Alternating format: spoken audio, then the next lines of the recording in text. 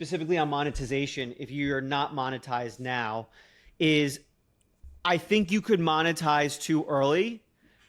I Interesting. don't think you can monetize too late. And if you're sitting there and you're thinking, how can I monetize? How can I monetize? If you force it, I don't think it's going to work out. I think it's going to hurt your brand. So I can give you a quick story about how I first started monetizing. Like my goal when I built this account was I wanted to wait as long as humanly possible to monetize. I was in a secure place where I was at a job. I was getting paid. I didn't need to worry about monetizing. I didn't need to sacrifice my brand for money. And this is why I always recommend people, if they're going to do something like try to build a social media account or build a business like as a side hustle, do it as a side hustle for as long as you can. Save money, because the longer you can wait to make an ask, the bigger the ask you can make. And so I was building my social media. I was just creating free content, creating free guides, giving it all away for free, asking for nothing in return. And I think because I was doing that, it was really helping my brand and really making me trustworthy. And then about 8 or 9 months into the journey, my newsletter got up to, I think it's 7,000 subscribers, still had no plans to monetize. An NFT project reaches out to me and says, hey, we want to sponsor your newsletter. We'll pay you like $500 to sponsor. I'm like, oh shit, okay. And so I did it, right? And then all of a sudden I put that sponsorship in, and then a few more other people reach out. Oh, I saw this sponsorship. I didn't know you do sponsorships. Let me get in on this. And now all of a sudden I'm monetizing, and I didn't force it. I didn't like make it happen. It just started naturally happening. It naturally became the next step of what to do. A few months later, it's December 2022, and Substack reaches out to me. So my newsletter was on Substack at this time. Right. And a representative from Substack reaches out and is like, hey, you have like 15,000 people subscribed to your newsletter. Like, you're literally just burning money by not turning on your premium tier. Like, turn on your premium tier. I'll show you exactly how to do it. I'm like, all right, that's interesting. You know, if I'm going to turn on my premium tier, how do I do this unique? How do I do it in an interesting way? Not just sending out another newsletter, right?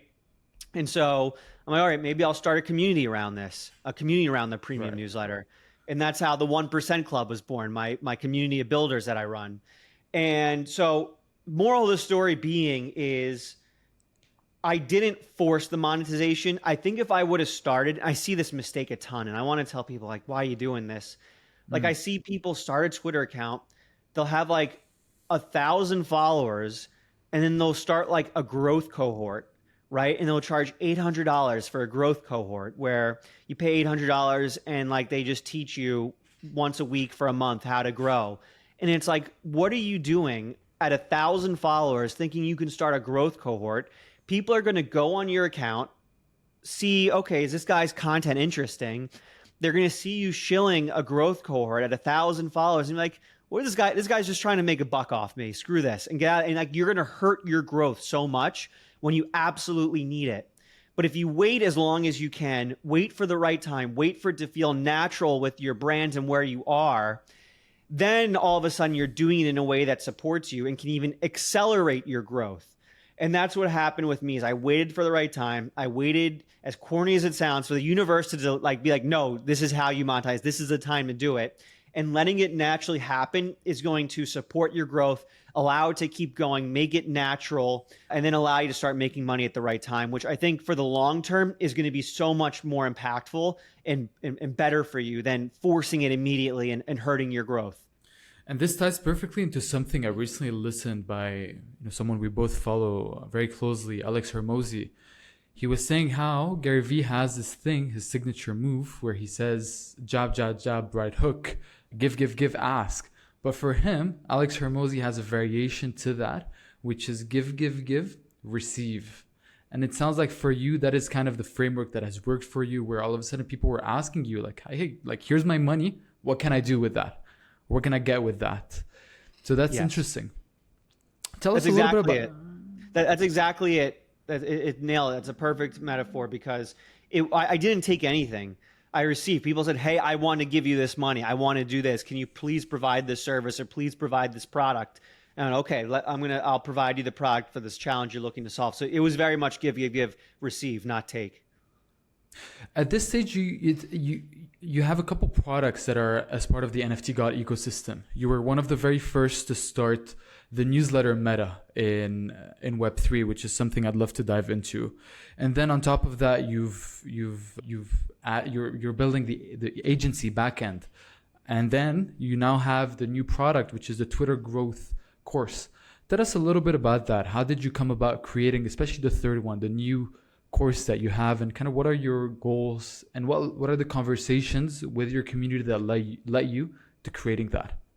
Yeah. So the Twitter growth course, which I just released, incredibly excited about, basically everything I've learned over the last 2 years of building this and turning it into a full-time business. It was just a matter of solving challenges people have. So I get a million DMs a day.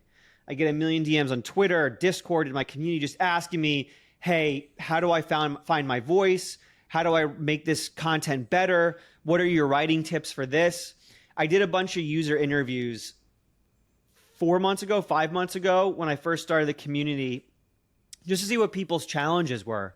And 95% of people just said that I don't know what to write about. I can't find my voice. Like, I don't know what I should be writing about. And so I was like, okay, how am I going to solve this? And I just built a product around that challenge that it seemed like everyone was having, right? I built a course that's fully about finding your voice, how to write about those things that you're authentically interested in, things like that, and turning that into a business. And so I'm listening for challenges people have and then delivering them the solution to those challenges. And so a course seemed like the absolute perfect way to do this. Most people in my community are there because they want to get to where I am, right? Where I'm doing content full time, writing full time, and making money off that. And so I just created a product that helped them get to where I am, show them exactly how I did it, and document my entire journey and every lesson I learned over the last 2 years to go from no idea what to write about to knowing exactly what to write about and turning that into a business.